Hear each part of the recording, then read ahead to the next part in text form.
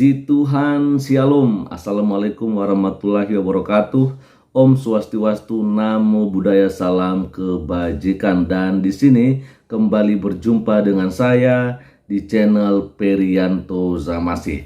Teman-teman, Bapak Ibu, saudara-saudari yang dikasihi oleh Tuhan, tentunya kita bertanya-tanya kenapa jarang muncul saya di depan kamera. Kebetulan dalam beberapa waktu terakhir ini saya memang lumayan sibuk, apalagi di acara Paskah kali ini kami sudah dipercayakan sebagai panitia, dan akhirnya sebab itulah saya jarang tampil di depan kamera dan hanya bisa menampilkan video yang audionya saja kedengaran, tidak ada visualnya, teman-teman. Oke, dan pada kesempatan pagi menjelang siang hari ini saya akan bagikan kepada kita semua tentang penyegelan gereja yang dilakukan oleh seorang Ibu Anne, Bupati Purwakarta. Ini viral, teman-teman. Viralnya bukan lagi masalah penyegelan, karena tentunya kita sudah begitu banyak melihat video soal penyegelan yang dilakukan oleh Ibu Anne ini, Bupati Purwakarta ini. Tapi kita melihat bahwa alasan dari mereka kenapa mereka menyegel gereja GKPS yang ada di Purwakarta, karena tidak ada izin, karena bangunan yang mereka gunakan itu bukanlah gedung gereja yang resmi, sehingga menurut mereka ini harus ditutup, harus disegel, tidak boleh beribadah di sana. Itu yang harus kita ketahui. Dan setelah itu rupanya akhirnya kita melihat nih, teman-teman. Akhirnya kita melihat ada sebuah video di mana di video tersebut Ibu Anne, Bupati Purwakarta ini malah joget-jogetan, teman-teman. Wah, joget-jogetan di tempat hiburan, dan bukan hanya dia sendiri, tapi memang di situ yang namanya juga tempat hiburan pasti banyak orang, dan ini yang justru viral lagi, teman-teman. Kenapa? Katanya sih gedung gereja GKPS itu nggak ada izin, berarti di sana tidak boleh beribadah, kan? Tapi kok malah Ibu Anne lebih mau joget-jogetan di tempat hiburan. Apakah di sana sudah ada izin atau bagaimana? Memang ini aneh juga, teman-teman. Maka akhirnya banyak juga yang memberikan pesan komentar soal video yang viral itu, di mana sekali lagi di situ kita melihat Ibu Anne, Bupati Purwakarta ini jogetnya luar biasa, teman-teman. Luar biasa sekali. Dan bagaimana videonya dan juga tanggapan selanjutnya kita akan melihatnya lewat video yang satu ini, teman-temannya. Ini dia.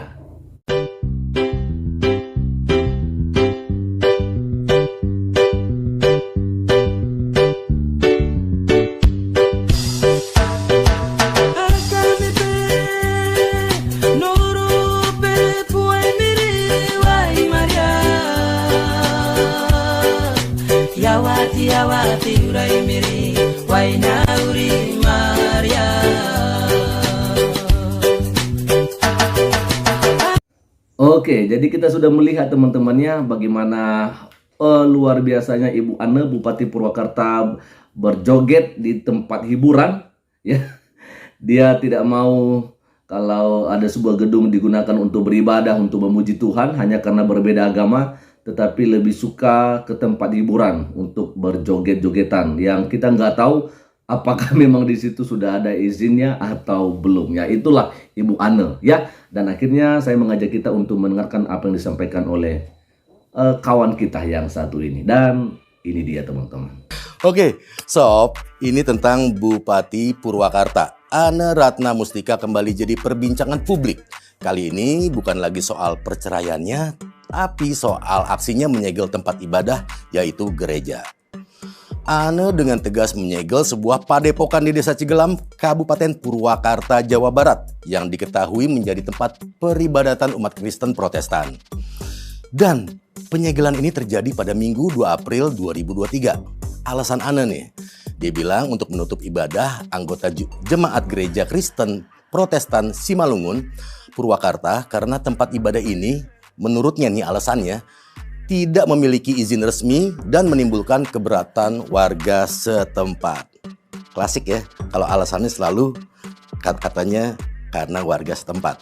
Nah ini akibatnya penyegelan gereja ini menjadi perhatian banyak orang. Pasalnya penyegelan tempat ibadah ini seolah menunjukkan sentimen Ane terhadap golongan tertentu. Banyak warga net yang ngerasa penyegelan ini berlebihan dan harusnya malah jadi tugas Ane untuk menyelesaikannya hingga tuntas. Menyelesaikannya, nah ini harusnya dengan melalui banyak komunikasi, bukan cari jalan pintas, penyegelan. Malas banget kerja kayak gitu.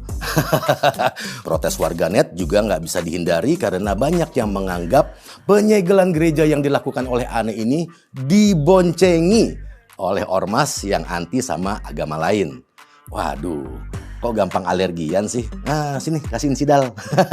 Biar gak gampang gatel. Nah, dari sini muncul pertanyaan. Kenapa Ane justru terkesan takut dengan ormas tertentu yang intoleran itu?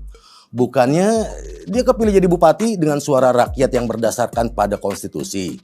Kenapa harus takut sama ormas yang anti sama konstitusi? Nah itu dia tuh. Masih inget gak gimana Israel ditolak datang ke Indonesia dengan alasan penjajahan atas Palestina?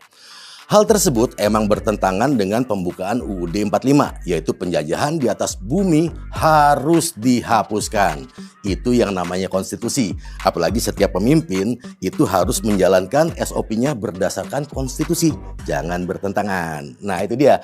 Setiap tindakan intoleransi dan diskriminasi yang dialami oleh kelompok agama lain di Republik ini, entah itu pelarangan ibadah di rumah, pelarangan mendirikan rumah ibadah, penghentian ibadah karena dianggap bangunan yang digunakan bukan rumah ibadah, dasarnya selalu SKB 2 Menteri ya, SKB 2 Menteri terkait IMB bukan Undang-Undang Dasar 1945.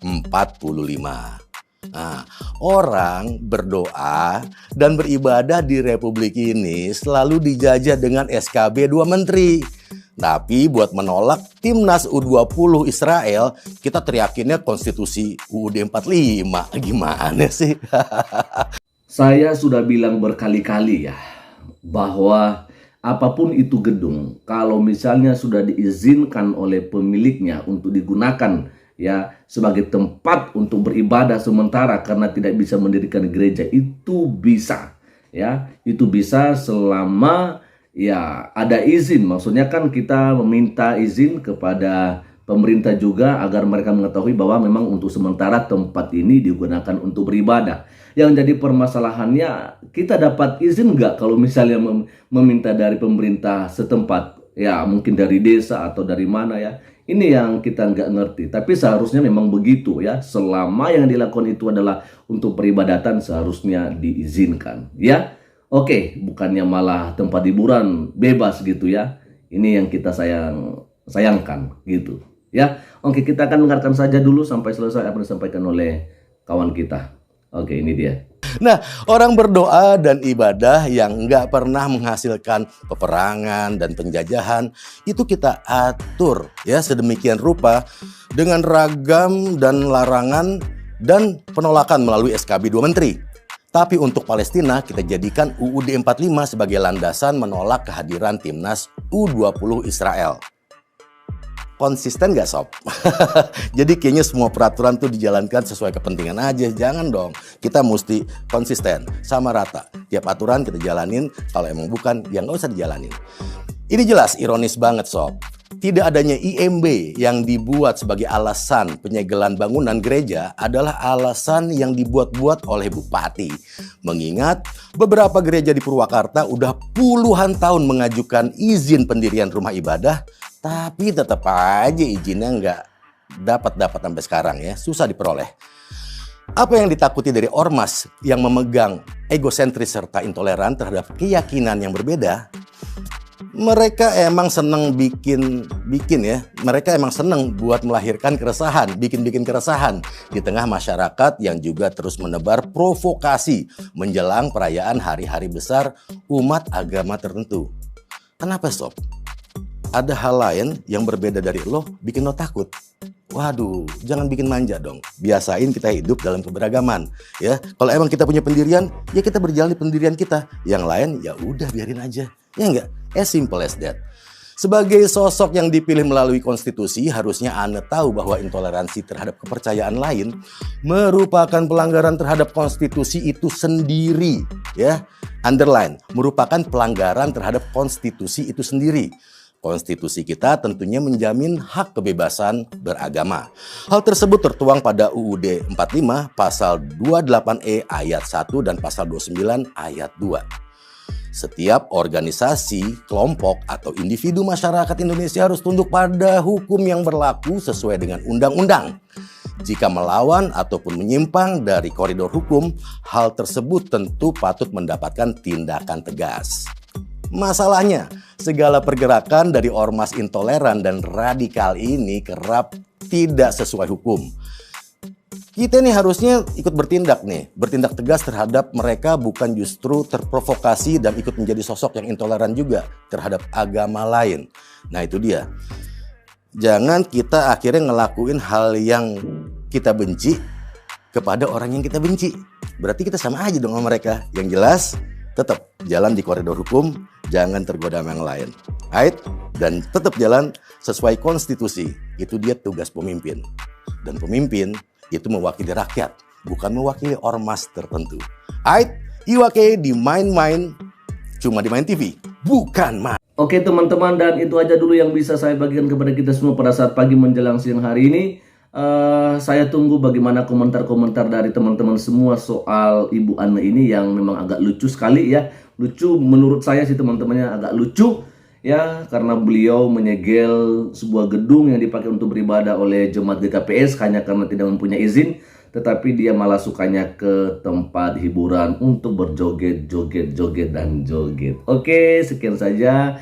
Dan Tuhan Yesus memberkati kita semua. Shalom. Assalamualaikum warahmatullahi wabarakatuh. Om Swastiwastu, Namo Buddhaya, Salam Kebajikan. NKRI harga mati.